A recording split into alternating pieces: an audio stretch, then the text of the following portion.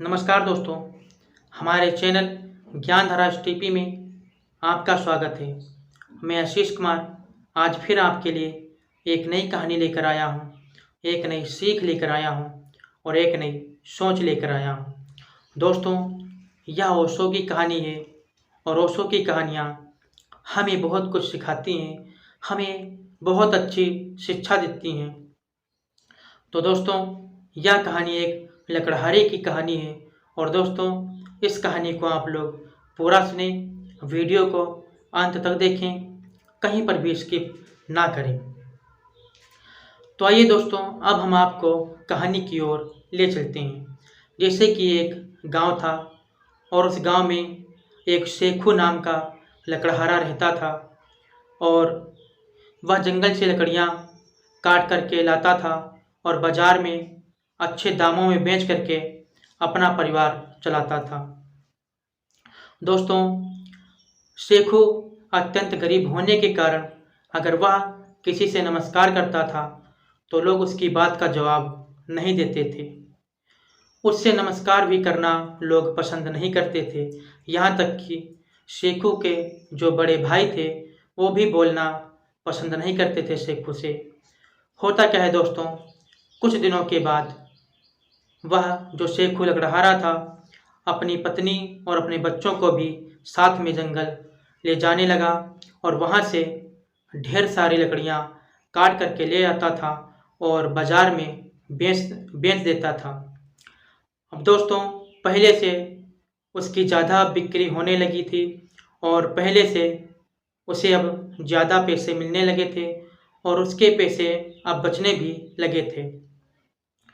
तो दोस्तों, होता क्या है, धीरे धीरे उसका यह लकड़ी काट करके जंगल से लाना और बाजार में बेच देना, धीरे धीरे यह धंधा उसका बहुत ऊंचाइयों पर उठ गया और धीरे धीरे वह धनवान व्यक्ति बन गया। तो दोस्तों, उस शेखू को लोग उस क्षेत्र में सेठ के नाम से कहने लगे। तो दोस्तों, वह शेखू जिधर भी जाता था तो लोग उसको नमस्कार करते थे, लोग उसे प्रणाम करते थे और उसे शेखू ना कह करके उसे सेठ जी कहते थे।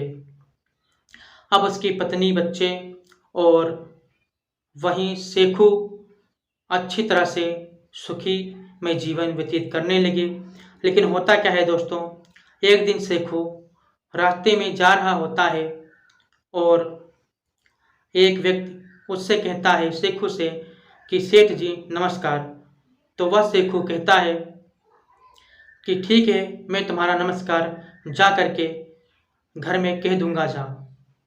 होता क्या है दोस्तों, फिर शेखू आगे बढ़ते हैं तो फिर वहाँ पर एक शेखू को फिर नमस्कार करता है एक व्यक्ति। तो शेखू फिर उसे जवाब देते हैं कि मैं घर में जा करके कह दूंगा। फिर होता क्या है दोस्तों, कुछ दिनों के बाद बीतने के बाद कोई भी उससे नमस्कार या प्रणाम करता या जयराम करता तो वह एक ही बात जवाब देता था कि मैं घर में जा कर के नमस्कार आपका कह दूंगा। तो ये शब्द उसके जो थे लोगों तक पहुँचे और लोगों ने जाने तो लोग कहने लगे कि भाई, इससे जब कोई जयराम या नमस्कार करता है तो यह क्यों कहता है कि मैं घर में जा कर के कह दूंगा। आज चलो इस शेखू से पूछा जाए कि तुम ऐसा क्यों करते हो। होता क्या है दोस्तों, वहीं पर 10-12 व्यक्ति बैठे हुए थे और शेखू निकलने वाला था। तो 10-12 व्यक्ति शेखू का ही रास्ता देख रहे थे। होता क्या है, शेखू जब वहाँ से निकला तो एक व्यक्ति ने कहा सेठ जी नमस्कार।